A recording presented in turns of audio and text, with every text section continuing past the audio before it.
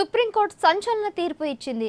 లంచం కేసుల్లో ఎంపీ, ఎమ్మెల్యేలకు రాజ్యాంగ మినహాయింపు లేదని ప్రధాన న్యాయమూర్తి జస్టిస్ డివై చంద్రచూడ్ నేతృత్వంలోని 7 సభ్యుల ధర్మాసనం ఏకగ్రీవంగా తీర్పు ఇచ్చింది.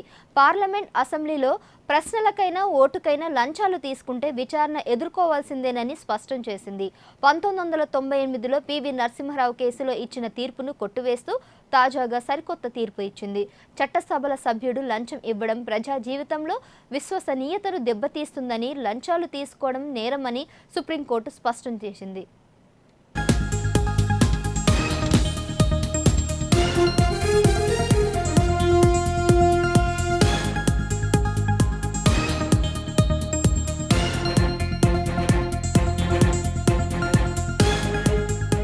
సుప్రీంకోర్టు సంచలన తీర్పు ఇచ్చింది. లంచం కేసుల్లో ఎంపీ, ఎమ్మెల్యేలకు రాజ్యాంగ మినహాయింపు లేదని ప్రధాన న్యాయమూర్తి జస్టిస్ డివై చంద్రచూడ్ నేతృత్వంలోని 7 సభ్యుల ధర్మాసనం ఏకగ్రీవంగా తీర్పు ఇచ్చింది.